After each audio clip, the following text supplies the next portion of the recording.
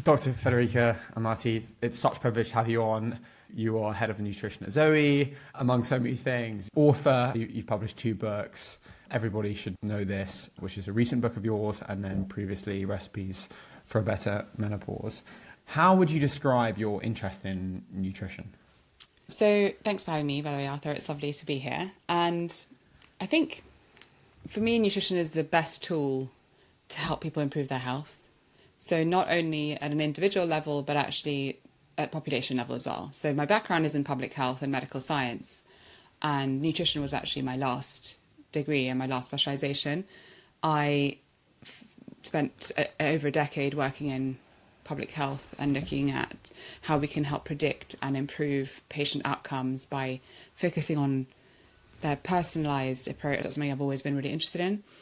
And then as I was doing this work, what came through quite clearly was that nutrition has such a massive impact on health, and it's something that people tend to have some agency over. So the food that you choose to eat every day, and that you choose to buy at the supermarket, and that you choose to make available in your home for your kids, for example, there's varying degrees of agency depending mostly on socioeconomic status, but most people have some agency. And so that made me really interested in nutrition as a really efficient way to help people, and also one that's kind of enjoyable. So most of us enjoy food. It's a delicious part of our day. We've evolved very much around food. So as a species, food has played such a pivotal role to why we're here. And so it's one of these things that just made a lot of sense to me to hone it in to become the main tool that I believe I can offer to help people improve their health. But the core mission I have is really like an improvement in public health. So how can we help as many people as possible to improve their health, quality of life, sure, longevity, like we all want to live as long as possible. But I think for me, it's much more about the quality of the life that you live whilst you're here, because whilst we can help reduce the risk of early death, things happen, like life is super unpredictable. So it's really a lot about the quality of life that you have while you're here. And the studies I've done and the sort of experience I have has brought me to nutrition as the most efficient and the most delicious and empowering tool we can offer. And it touches on everything in our life. You've talked a bit about things like energy. What are the sort of blanket main takeaways you tell people? If somebody's on the tube, you get chatting about nutrition. What are the sort of 4 or 5 things you're like, these are things I would give you? Yeah, so I think the key things at the moment, certainly with the way that our population health is and the way we're eating, is try not to fear food too much. Like, people are quite scared at the moment, I think. They're not sure what to eat. They're quite scared of the ultra-processed food narrative. They're worried that if they get it wrong, it's going to be really bad. And there's a lot of guilt associated with food. And I think my first message is try to reconnect with food as actually a source of joy. So what can you do to, even if it's just one meal a week where you really make something you love and sit down and really enjoy it. So reconnect with food as something that's actually, it's a powerful tool to improve our health. It's not something to be feared. It certainly isn't something to be replaced with pills and to try and supplement your way out of. It's really there. Food is there to help us with our health and with our enjoyment. The second thing is eat more fibre. So the most recent NDNS survey, which is like a national data survey, which we look to understand trends in nutrition across the population, the most recent actually showed us that fibre intake has gone down. So it used to be that 90% of adults weren't getting enough fibre, and it's now 96%. So we've managed to get worse. So 96% of adults in the UK, and it's the same in the US, don't reach the minimum dietary recommendation of 30 grams a day. And people are often worried about deficiencies, and they'll be supplementing with, say, vitamin C, for example, but actually the only deficiency that truly affects the vast majority of the population is fibre. So eat more fibre is a core message. Yeah. What are the foods that have fibre? Yeah. So plants have fibre in them. So that it's a key component of plants. And when you think about what are the highest fibre foods, it's nuts and seeds, legumes, so chickpeas, lentils, beans, then whole grains, so oats and spelt and barley and rye, And then you do, of course, fruits and vegetables also have fibre in them. But those three groups, the nuts and seeds, the whole grains, and the pulses, have the highest amount. Most of us don't eat those three groups every day. So starting there with those three groups of food, like really high fibre foods, is a really good idea. Just start introducing those in. There's also fibre supplements that can help, but the key is to try and get it from your food. Then I've designed a fibre supplement with ZOE, which is designed to deliver 5 grams of fibre and a variety of plants. But then you can also go to Boots and buy like a psyllium husk, which is well researched and tolerated. And it's only one plant type, so it doesn't offer the diversity, but certainly helps with increasing the fibre intake. So do what you need to do. But the thing with fibre is it's one of these components of our diet that more is more. So 30 grams is a minimum, and more benefits at 50 grams. And in some interventions where groups have put participants through trials that are high fibre diet, up to 90 grams a day still shows more benefit. So we're really behind on the health benefits we could get if we increased our fibre. So and also we evolved very much to eat more fibre than we are now. So important to have more fibre. That's always a real big one. Then I guess the third one would be, it depends who I'm talking to, right? Because different health goals are required. So those two are for most people. The third one, especially in the UK, would be rethink your relationship with alcohol. If you're drinking it every day, or if you're drinking it most days of the week, really think about reducing that. I'm not suggesting everybody needs to go teetotal, but there is no real benefit to alcohol, apart from you might like the flavour, you might enjoy having it with a nice meal, which is absolutely fine. But in terms of its impact on our health, it doesn't have a positive impact. So alcohol is something we need to just reconsider our relationship with and reduce in our lives. A really unpopular opinion, whenever I say this, people have best comments like, oh my God, you're so boring, and oh, she must be fun at a dinner party, and it's okay. And it's just, lots of people have already started doing this, but it's really important that we take a look. So especially if you're somebody, the real magic happens if you're somebody who drinks quite a lot. So if you're having several bottles of wine or several pints a week, and you're in that higher category of consumption, reducing even a bit has like a huge impact. It's not a linear improvement, it's a J curve. So if you're a high consumption person, if you reduce your intake, the improvement is drastic. And then when you get towards the bottom of the J curve, so if you're somebody who already drinks moderately, you can see a bit of an improvement if you reduce further. But the real improvement comes from people who drink quite a lot. So it's if you're in that group, and that's anyone who drinks any alcohol more than 3 or 4 times a week. And in one sitting, if you're drinking more than 2 glasses. Also, the cognitive impact seems to be pretty big, obviously for the next day, but it seems to carry on for a long time. Is there a book or an article that you feel very clearly demonstrates all of the facts as to, hey, listen, like, I'm going to do you a favour, and these are the takeaways on why you should drink in a different way or not drink? So Professor David Nutt's book called Drink is amazing, and he's like the leading expert on the impact of drugs on our health. And that book outlines all of the data, all of the evidence that we have about alcohol and its dangers, and also how resilient our body is if we actually drink less. So alcohol does a lot of liver damage, it does do brain damage, but if you reduce your alcohol intake, both your brain and your liver can recover pretty well. So it's not all doom and gloom, but it's a choice, right? Yeah. It's a choice. But unfortunately, if the choice is really hard to make for you, then that's a sign of an issue as well. But yeah, there's Drink by Professor David Nutt. My husband has a podcast called This Is Powerful, which goes into a lot of detail about drink and alcohol and other drugs from a lived experience and from experts. So that's an interesting one as well. And the World Cancer Research Fund this year, they did a whole campaign on alcohol and cancer, which is really interesting. So their website has lots of resources as well. Fantastic. Thanks so much for that. Are there some basic things one should think about when approaching, let's say, breakfast, lunch and dinner? Yeah, I think the simplest way to put it is to try and eat as many whole foods as possible. So try to buy as many of the original ingredients as you can. So I'll give an example. if you're thinking about buying a ready-made pasta sauce, why don't you try and buy just some tinned tomatoes, some basil, some garlic, some onion, and make your own? That's just one example, but there's lots of them. So if you're going to buy like a frozen lasagna, why don't you try to make your own and then freeze it?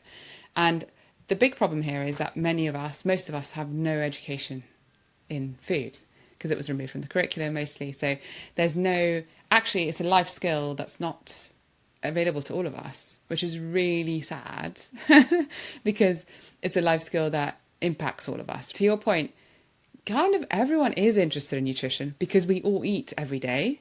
So that breeds interest. It also breeds armchair experts because just because I eat, I know what I'm talking about type thing, which is another problem.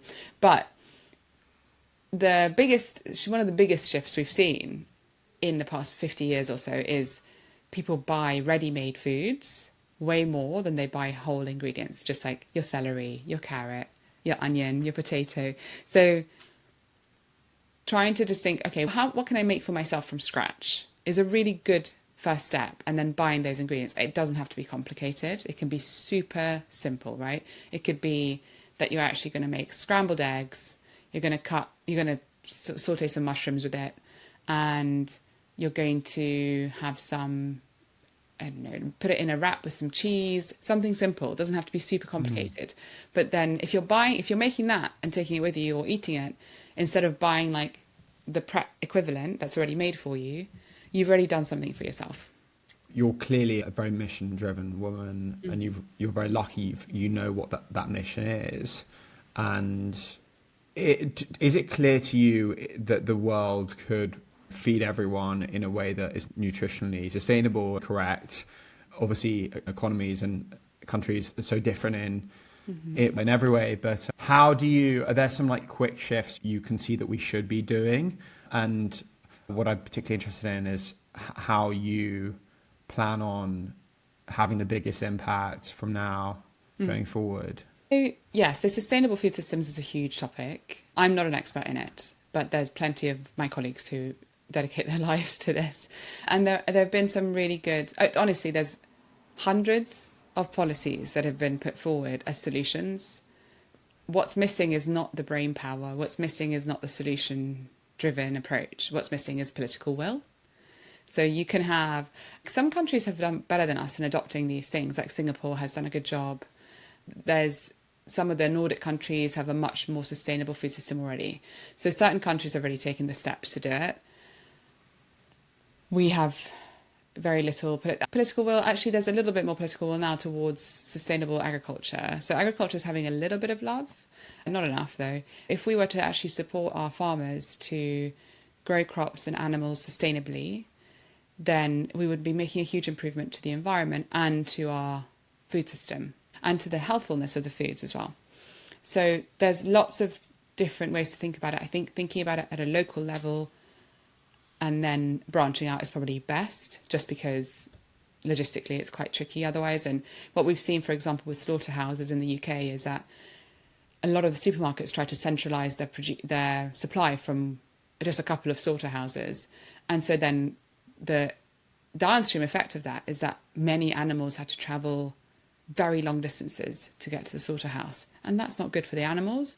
And it's actually not good for the farmers either, because they end up having more of a loss of and some of the animals that don't make it there. So it's not a good thing. So we just need to in some ways, we need to allow those who know exactly how this could work to crack on and make it better. And food waste is a massive problem in the UK. We waste a huge proportion of the food that's created in the UK just goes to landfill, which is such a shame. And it's especially embarrassing when we have such growing numbers of food insecurity. So there's households that can't afford to eat, and we're putting food in the bin at the same time. It just doesn't make sense.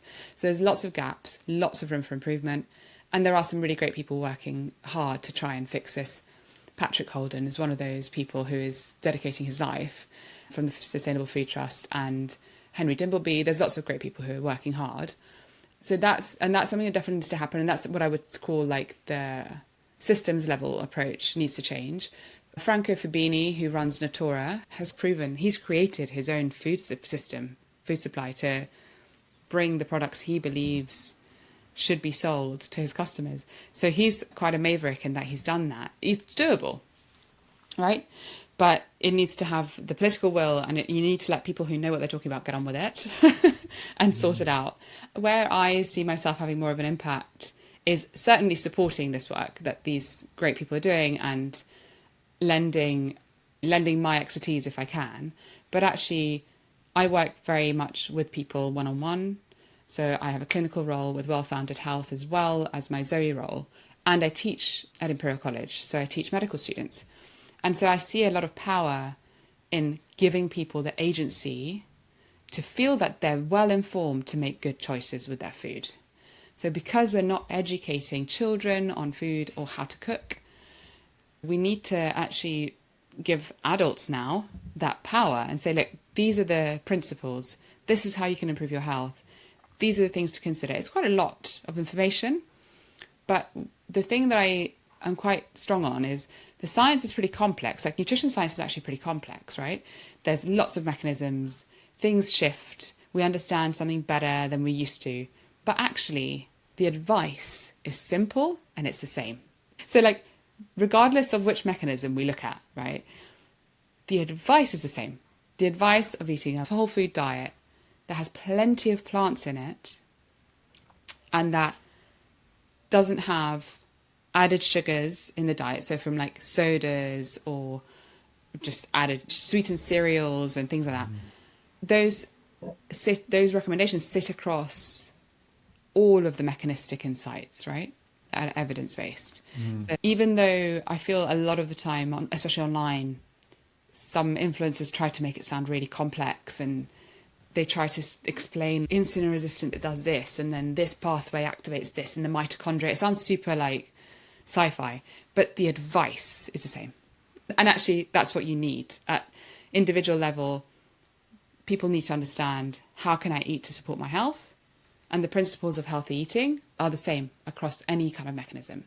Getting enough fibre from a variety of plants, eating whole foods as much as you can.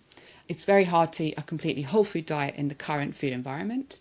So I'm not suggesting that it's possible to do every single meal and every single snack from scratch, but really try to get to a point where more than half, more than 75% ideally of the food you eat is from scratch.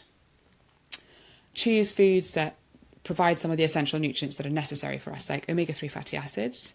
These are found in fish, and they've also found in seaweed and algal supplements if you don't eat fish, but really worth getting that in your diet. We know that they're essential, we can't make them. And then focus on the quality of what you eat. So the quality ties in with the whole food approach though. So if I'm saying make sure you have good quality fats, they come from olives, they come from nuts, they come from extra virgin olive oil, they come from like kefir and yogurt, right? These are all whole foods. So you don't have to overthink the quality thing if you're eating whole foods. Similar with proteins, right? If you're having shellfish and oily fish and nuts and seeds and you're having whole grains and you're eating like a chicken breast, then I'm not worried about the quality of the protein you're getting because it's going to be from whole foods. Protein quality starts to degrade when we're thinking about protein bars and eating protein cereal and protein ice cream and processed meats. That's where it starts to fall and it's not good quality anymore. So quality in whole foods does go hand in hand quite heavily. And so I think the core message there is that even though we haven't been taught this at school, even though a lot of us are actually lacking this core life skill, you don't have to have a PhD to understand it. The science is complex, but the advice is simple. So the trick is, how do you make sure that you can follow the advice in a consistent way? And this is where I believe what the biggest impact I can have in terms of numbers is through what we're doing at ZOE. So ZOE has created this app which literally helps you to actually create these healthy eating habits that stick. And it does it in a way that's very easy, so there's very little friction for the person who's having to do it. And that has been the goal. The goal is like, how can we make this as easy as possible, but also fun, enjoyable, and something that people can come back to and just stick to it and be consistent. That's where the magic happens. When you're consistent with this approach, then yes, you feel better, your energy is better, your sleep is better. There's nothing that isn't touched by our nutritional status. So yeah, we've done studies, we've shown in randomized controlled trials that our approach helps with these important clinical health outcomes. But fundamentally, it's also how you feel, right? So there's nothing that, apart from, let's say, sleep is up there as well. If you have a bad night's sleep, you feel crap. But like, nutrition, what you eat, like, touches every aspect of how you feel and how you operate, whether it's cognitive or physical. So it's honest. It's once you do it and you see the difference, you're like, okay, I'm staying in this lane because I feel so much better.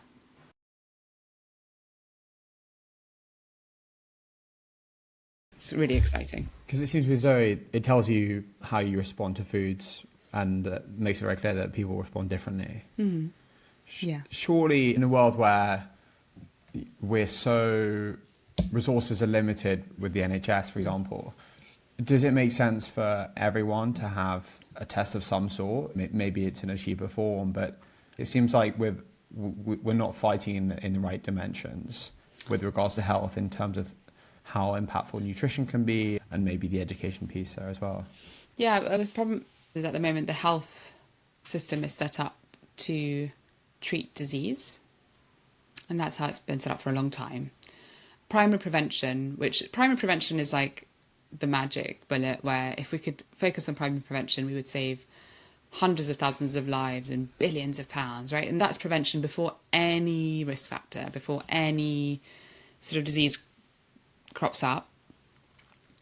But even at secondary prevention, so when you already have high blood pressure or when you already have high cholesterol, amazing results. And even tertiary prevention, maybe you've already had a heart attack, you've already had a stroke, like, you can still make a huge impact on quality of life and avoiding another episode with nutrition. So the health system isn't set up for that right now. It's set up for treating the disease. Like, it's brilliant. If you break an arm and you go into hospital, they will put that arm back. It's great. But we just don't have the infrastructure or resource to work in prevention right now. So with ZOE is trying to create an opportunity for people to actually do this themselves. Now, the new ZOE, which is out September, doesn't require testing. We have enough data from all of our amazing members that we now have predictive algorithms that can tell us how you respond to sugars and fats without needing to actually take your blood or have you wear a CGM. So we've moved beyond, it's like the next step, right? We now have... It sounds like such a big deal. Is this a secret? I feel like... It's not out yet. If this is out in a month, we're good. Okay. Yeah, it's a massive deal. We've been working on it for a long time. But this is what happens when you have this awesome... We have a science-first approach, and we've always had what we do rooted in data and in science. And thanks to the fact that ZOE members allow us to use data for science, we've published over 70 papers in scientific journals of the highest impact, which is brilliant. And now we're able to give back to the members themselves by saying, actually, you can just... by filling in this questionnaire with some critical questions, our predictive algorithm can tell us your blood fat response, your blood sugar response, and we can actually quite accurately predict your gut microbiome health, which is cool. So that's the next step. So actually the new ZOE doesn't require a test kit, which means it's also way more accessible. We're now looking at something that for a 12-month membership with the personalization is like $9.99 a month. So it's so cool to be part of this, because the impact we can have here is we've already helped hundreds of thousands of people, but next up is millions, right?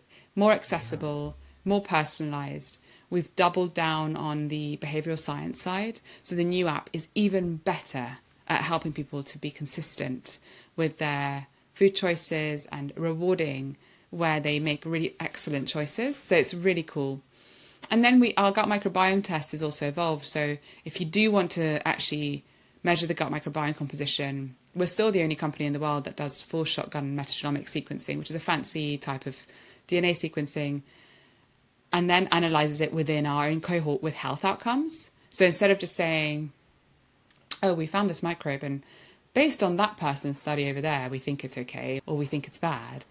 All of our gut microbiome analysis actually relates to real data with health outcomes from the same cohort. So like when we do the microbiome analysis, the score that we give and the clusters of gut microbes we've identified directly contribute to things like increased risk of type 2 diabetes or improved heart health or improved visceral fat accumulation. So like our gut microbiome test relates to actual health issues as opposed to we think it might be good, we think it might be bad. Individual microbes very rarely have an effect by themselves. It's the ecosystem and how it works together. And that's what we look at. So we look at the ecosystem and how it's working together to influence health. So the next ZOE really offers this much more accessible, personalized, behavior change centric app, which can transform so the minute you download it, you can start transforming your health, right? That's extraordinary. And the gut microbiome test, which was already the best one, has evolved further to help people better understand it. And the gut microbiome test is becoming a real marker of health that is worth tracking because it gives you a real insight. I always say the gut microbiome doesn't lie. I can ask people to take a food diary and ask them about their stress level and ask them about their alcohol consumption, and I can ask them about these things and they might tell me X, right? But when you look at the gut microbiome composition, like it tells a story. It tells a story of your early childhood exposures, because early childhood exposures, like how you're born and whether you had antibiotic exposure a lot in early life, has an impact on your gut microbiome. But it also tells me, like, do you live in a polluted area? Are you exercising enough? Do you have really high stress levels? Are you sleeping, and how's your diet? So it gives you this snapshot of how, of the exposures that are affecting our health in a way that it's really hard to get with any other metric. So, with any single metric, right? You usually need a variety of panels to get that idea. So it's really exciting. And that is, for me, this app is available in the US, it's available in the UK. We can potentially help millions of people improve their health through their diet with just an app. And that is so cool. That for me, that is so motivating. And then hopefully on a smaller scale, the education I do through Imperial College, because I'm educating doctors and future healthcare leaders, I hope that will then trickle down to their patients and their people they work. So that's like another way I try to do my best in terms of impact. And then of course, it's amazing. I write books, people read them, which is cool. But to be honest, I try all the things. I'm trying to do all the things that can be helpful, and there's a really great group of people at the moment who are all working towards this goal of helping people to improve their health at home themselves. And I think it's just an exciting time to be part of that. But at the same time, there's quite interesting things happening, and someone quite bright told me about how big changes happen. Some you can see and some you don't see, and you just see the world slowly shifting. And if you look at how people monitor their health with running apps, etc., and Brian Johnson and the whole kind of longevity movement, that it seems like that's going to be even more linked with how people eat. Having said that, you look at the US must be the wealthiest nation in the world, yet so many people eat horrifically. Britain got a higher GDP per capita, yet that one of the highest amounts of processed food being eaten here compared to other countries. So human behavior is obviously a bit quirky in terms of how people eat and what people do, even though they've got the information. Now, just even thinking about, let's say, alcohol. So alcohol, for so many different reasons people drink, but it seems like gamification can be quite a powerful tool when you get immediate clarity on, oh, that's already benefiting me, that I've changed my behavior and I'm doing X and Y. Could the ZOE thing do the same for people who drink too much, for example? Could you see clear metrics on how it impacts you over time? Yeah, alcohol doesn't score well in ZOE, so if you log it, your score's going down. But there is gamification definitely plays a part. And to your point, giving people instant feedback. So this is a key learning and a key feature we have is we have the world's first validated photo logging tool. So you can snap a meal and you get instant feedback on how healthy it is, or you can scan a barcode and get instant feedback on how healthy that product is within 3 seconds. It's hard work if you have to look things up and search. So we've created a food score which is validated. It's excellent, to be honest. The food score we've been working on for 8 years, and it just takes into account a lot of different aspects of nutrition. So the complicated nutrition science all goes into that score and you get the number. Simple. So it's exactly what I was saying before, like complex science, but a simple message in terms of advice. And then we also have the ZOE processed food risk scale, which is something we created this year. And it was really to help move the conversation forward on processed foods. The NOVA classification, which is where ultra processed foods came from, has been an incredibly useful tool. It's an epidemiological tool, though. It doesn't help consumers make healthier choices. It helps us understand at population level what people are eating, and it helps us understand how the food environment has changed.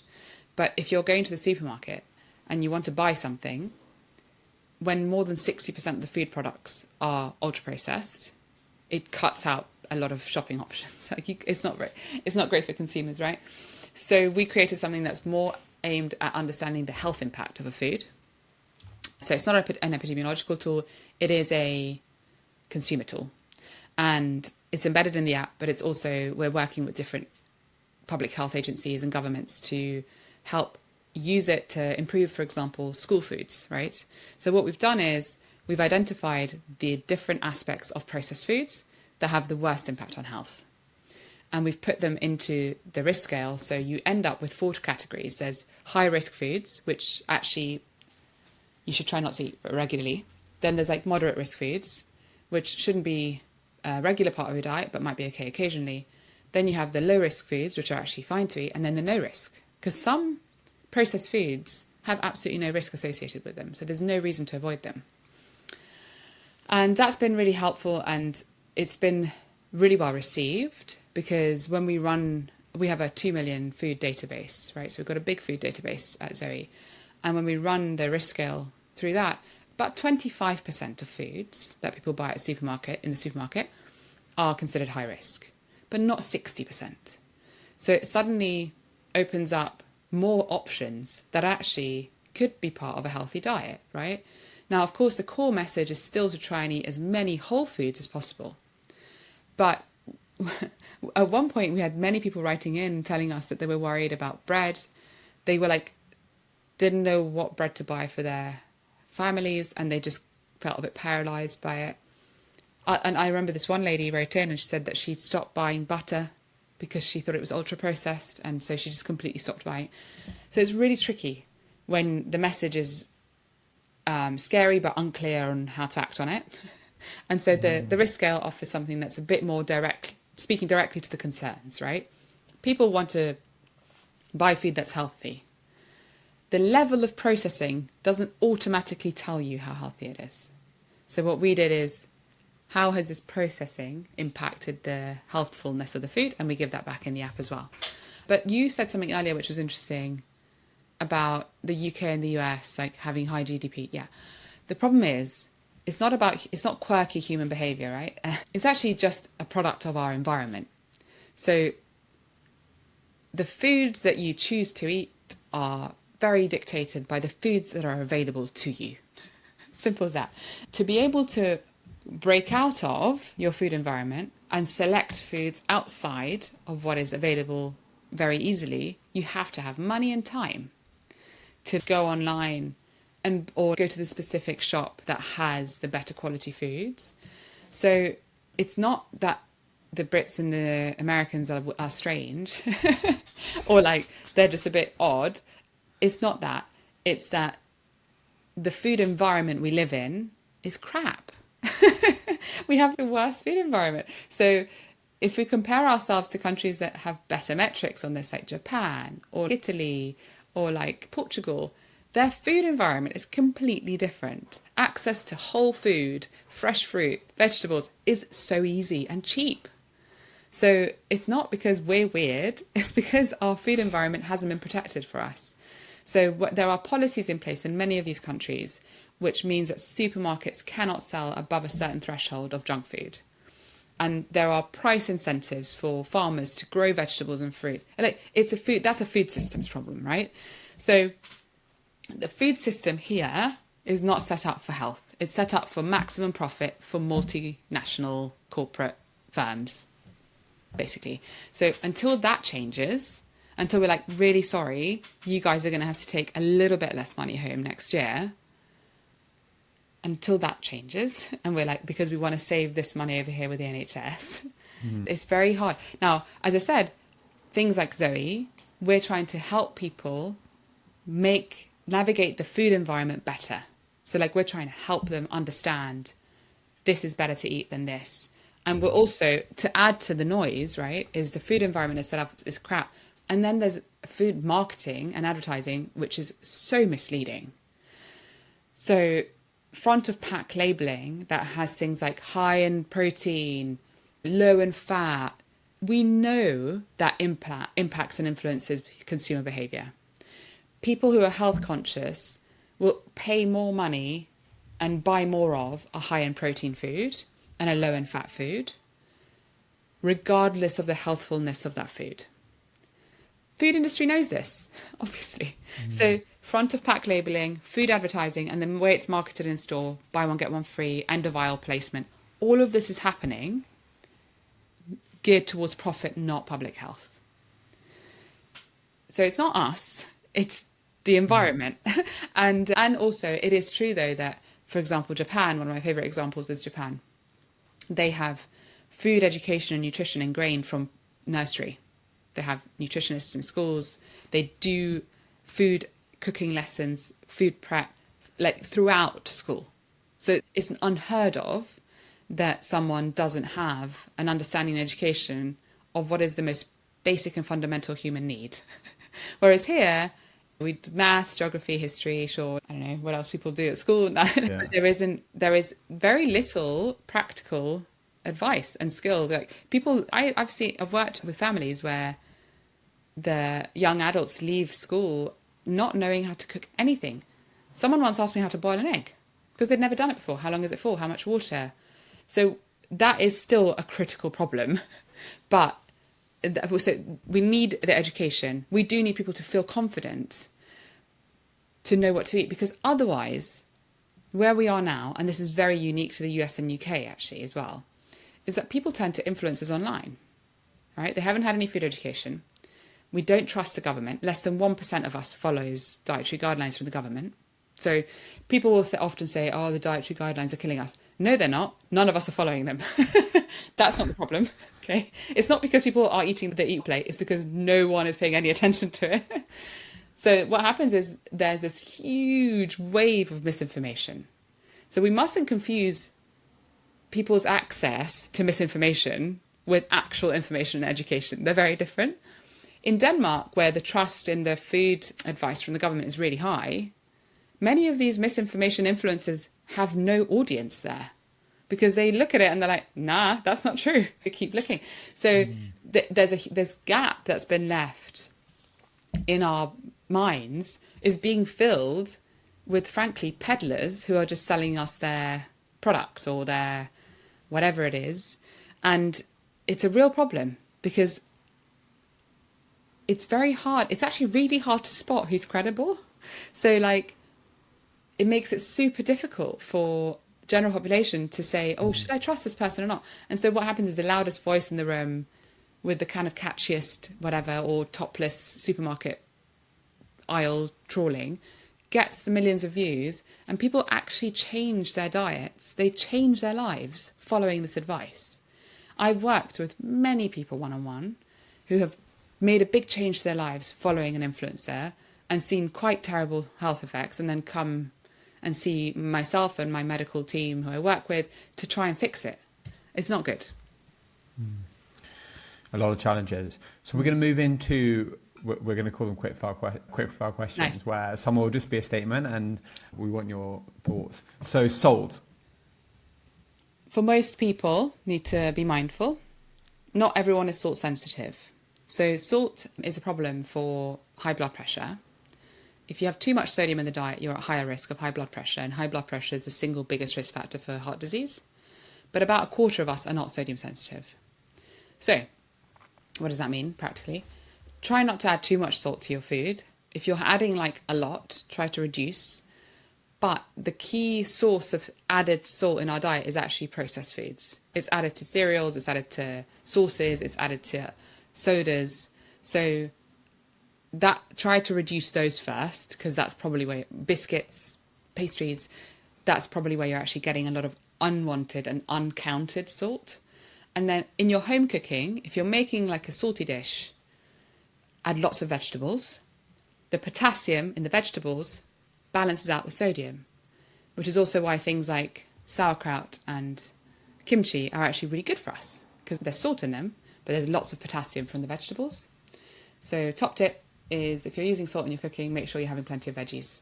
Salty veggies, okay. If we count it out, it's fine. It doesn't count. What are two unprocessed, ultra-processed foods that we wouldn't expect to be ultra-processed? Hopefully, it doesn't matter. Like, ultra-processing is super hard to tell. Nova-4 is not the way to look at it, okay? So that's what I've been saying. So technically, you could consider tofu an ultra-processed food. It's not bad for you. So let's just delete that conversation. Right. What we need to be focusing on is, what are high-risk processed foods that we need to reduce? A very quick fire round of the ones that are always high risk are sugar-sweetened beverages, sodas, fizzy, pop. Just cut them out of your... They're just not helpful in any way, shape or form. Processed meat products. I don't need to name brands. Pepperami, things like that. Like cheap sausages, always going to be high-risk processed foods. And another one will be your sort of confectionery, candies, and your biscuits. And so sweet foods that are, the vast majority of them found in supermarkets, are high-risk processed foods. Coffee. Mm-hmm. You made a very interesting remark, which was around how people can have different amounts. Mm-hmm. But there was one specific one that I wanted to understand, which is there was a difference between filtered and unfiltered. Oh, yeah. Could you just explain that? Yeah. So when we filter coffee, a specific fat is filtered out of the final beverage, which is good. So coffee overall, coffee consumption is good for health. People who drink coffee have better health outcomes. It doesn't have to be, you can have decaf coffee and still see health benefits. Caffeine itself has some health benefits, but the majority comes from the beverage itself. The fermented coffee bean has lots of polyphenols and it has some fibre, which is where we think the magic is coming from.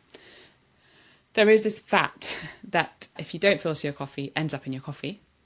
And if you have that regularly, so if you have 3 or 4 cups of this unfiltered coffee a day, it will increase your LDL cholesterol, so your less helpful cholesterol. So it's basically a fat that isn't helpful for lipid profile. Nespresso capsules, where are they on there? Yes, they have a filter in them.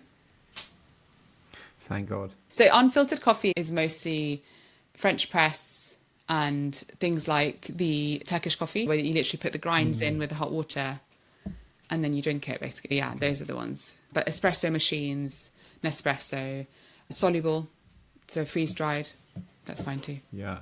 Tap water, London tap water. Very good question. So London tap water is a funny one because it's safe for a lot of things. So like it's safe across a lot of the parameters that we keep an eye on. And so it's safe to drink. However, we're one of the only countries that doesn't have an upper limit for plastics and forever chemicals. And that's emerging to be a bit of an issue. So like even the US does. Even the US.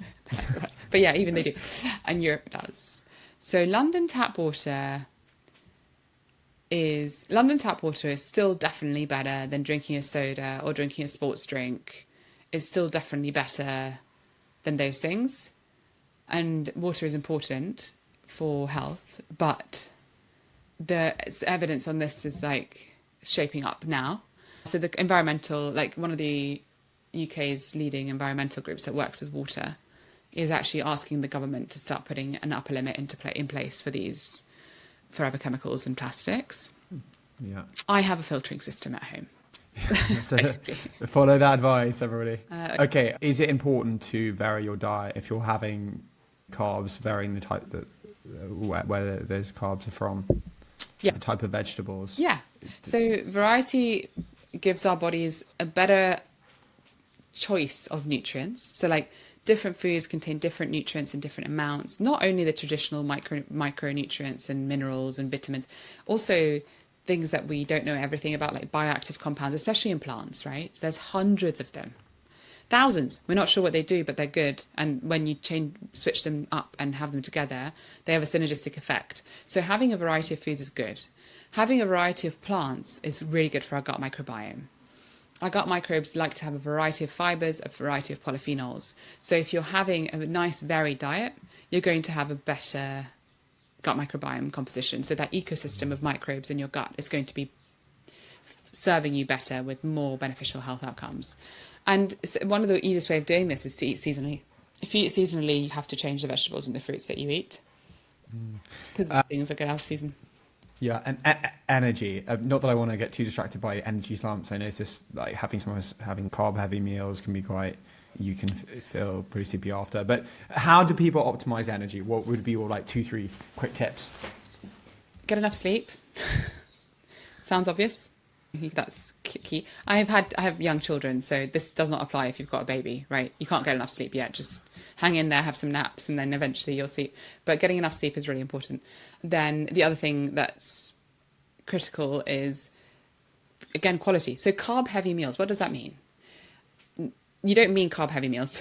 You mean a high refined carbohydrate meal. So if you're having a big plate of white rice with, I don't know, a bit of chicken, it can probably feel a bit rubbish. When you have a carb-heavy meal, carbohydrates include chickpeas, beans, lentils, nuts, seeds, whole grains. If you're having like a spelt salad with chickpeas and vegetables, you're not going to have a slump. You're going to feel good. So focus on the quality of your diet. Now, what we've seen across our trials, which is really interesting, is that increasing your fiber intake helps with energy. We didn't expect that to be one of the biggest metrics that would change, but energy levels consistently increased across the populations that we've looked at, and we've done several trials with energy as a measure and fiber intake as a changing factor. It increases energy throughout the day. So if you're getting more fiber in your diet, you will also have more energy, which is so cool. What a nice side effect of eating better. Sleep, quality of your food. Don't just lump all carbohydrates, because I'll tell you, if you only ate chicken breasts for 3 days, your energy will be rubbish. So it's not carbohydrates, it's the quality of the carbohydrates that's important. And then eat more fiber, you'll get more energy. Great. Yeah. If you're on a night out and you don't drink, you're trying to stay up, is it just coffee? If it's like 3 in the morning and it's just nighttime and you should be sleeping, hopefully the good company and the music is going to do some good. Coffee will stop you from feeling sleepy. But honestly, like, our bodies have a circadian clock. If it's bedtime, they're like, it's bedtime, and you'll feel tired because all your hormones will be pushing you to sleep. What coffee does do is delay that a little bit, but only with one of the mechanisms, so the adenosine. Coffee can help, but at some point just go to bed. Creatine is a yes rather than a no. Is that correct? Yeah, creatine's a good supplement. Creatine's good because it helps with lean muscle, so lean tissue. If you're trying to grow muscle, you're trying to increase your lean mass, it actually does help. It's an incremental help. So what I want to stress is if you are trying to increase your lean mass, you're trying to grow your muscles, just the creatine isn't going to do it. You need to have a good diet. You need to have a good varied diet with plenty of healthy protein sources. And then the creatine can add that extra bit on top. It varies with studies, but 1.5% to 5% of lean mass increase with creatine, which is good though, right? Still like a nice increase. So it's safe, it's tolerated, it's been so studied. It's the most studied supplement we have. So across different populations, the longest running trial is 5 years with daily consumption. We know it's safe.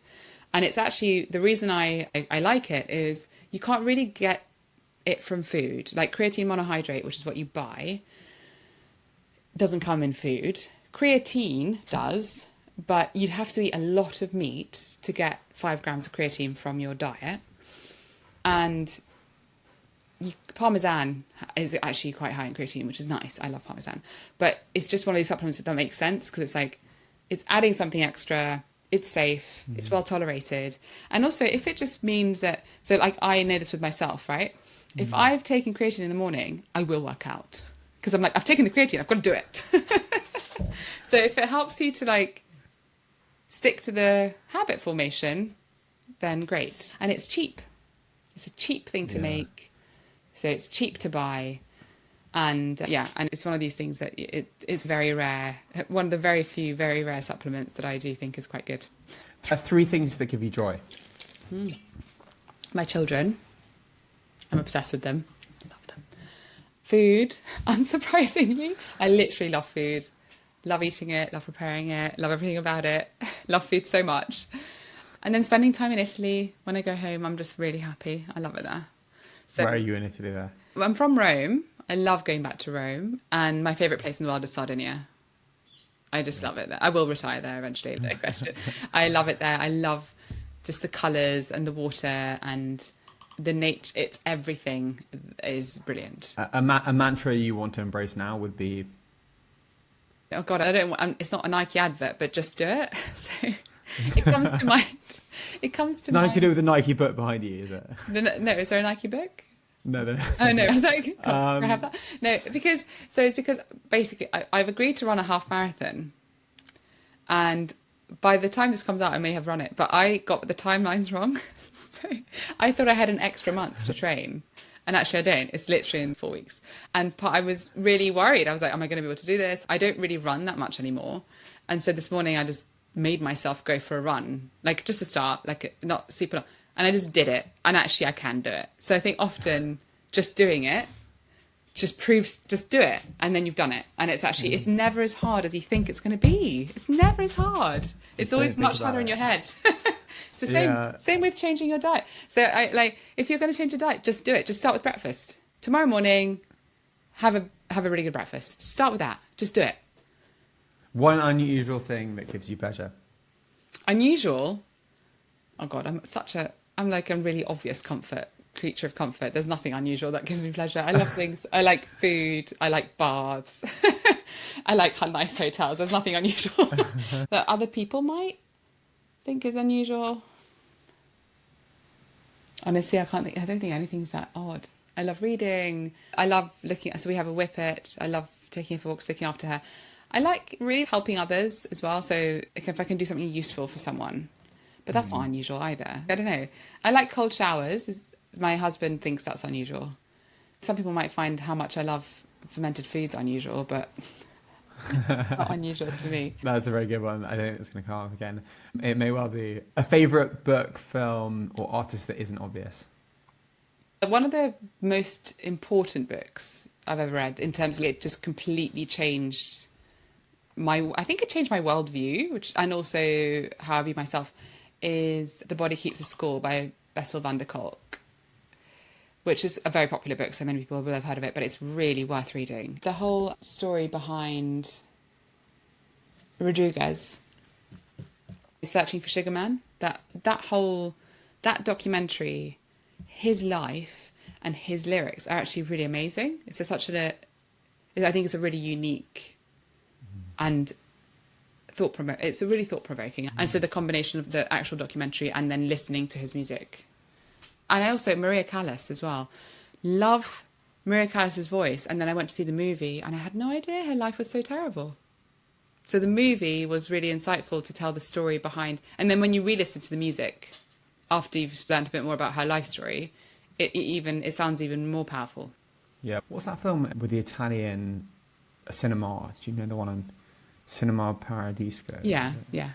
Oh, absolute classic. Yeah, that's an absolute classic. That's not unexpected though, is it? No, but we're throwing it in there. If you're going to go for the obvious ones, Vita Bella is just one of my absolute favourites. Okay, you've got the opportunity to tell people an Italian expression that you just love. Okay, La Vita Bella is a good one. There's so many. An expression that isn't swearing. Yeah. I don't know. I'm Roman, so there's a lot of when we expect, we're quite slangy as well.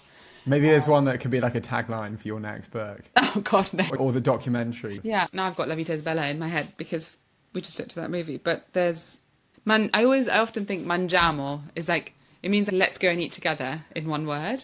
Mangiamo, and I actually have thought about that for a book title. A movement, a culture. Yeah, mangiamo, because it also it's the joy of eating together, which is something we need to reconnect with. So maybe I'll do that one, mangiamo. It just means let's eat together, and it's a joyful thing. It's like a let's get together and eat. So bringing that back, sharing meals with our families, our friends, our colleagues. It doesn't really matter who you share it with. It's just that human connection.